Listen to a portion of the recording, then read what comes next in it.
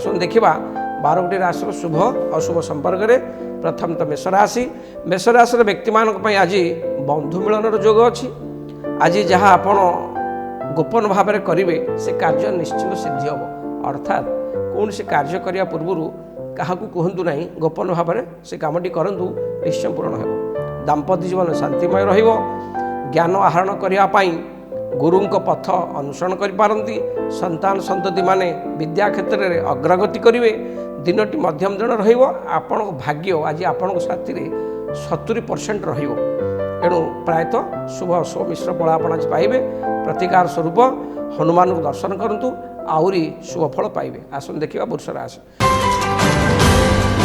वृष राशि व्यक्ति विशेष माने आज आपणकर निजर लोक शत्रु हेबारु मनरे क्रोधजात हो पारे। मानसिक विव्रतता मन में देखादेव। कौन सी द्रव्य बा मूल्यवान पदार्थ नष्ट हो बा चोरी होबार जोग अच्छी। जतक क्षेत्र में केतक क्षेत्र में भूल बुझाणा घटी पारे।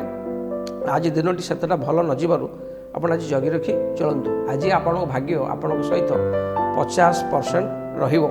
प्रतिकार स्वरूप आज आप गायत्री मंत्र जप करंतु। मन को शांत रखंतु। सबू अशुभ फल खंड नहीं शुभ फल निश्चय पाइबे। आसन देखा मिथुन राशि। मिथुन राशि व्यक्ति मान आज दिनटी आर्थिक क्षेत्र स्वच्छलता रहिबो। समाज उच्च सम्मान पद प्रतिष्ठा लाभ करेंगे। देवता दर्शन करी आत्मा ज्ञान लाभ करि पारंती। पारिवारिक सुख रहिबो। सरकारी स्तर किछि लाभवान हेबे बा सरकार ठारू किछि सम्मानित होई पारंती। निज स्थिति की सुदृढ़ करने आज दिनटी बहुत भलरे कटिबो। प्रतिकार स्वरूप माँ दुर्गा दर्शन करंतु।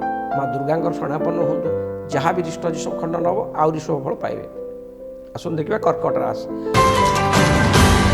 आज आपण कर्कट राशि व्यक्ति विशेष आज सुख संपद भोग करेंगे।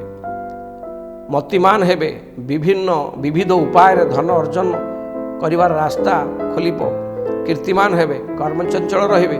पारिवारिक सुख अति उत्तम रहिबो। दिनटी बहुत भलरे कटिबो। किंतु घातचंद्र आज कर्कट राशि व्यक्ति मानकर अतिवाहित होउछि। सब काम करंतु जगी रखी करंतु। शुभ कार्य शुभाशुभ कार्य आज स्थगित रखंतु। प्रतिकार स्वरूप आज आपण महादेव शिव को दर्शन करंतु। तांको पाखरे निजर दुख जणांतु। निज माँ को सेवा करंतु। देखिबे जहाँ भी रिष्ट खंड नब शुभ फल निश्चय पाइबे।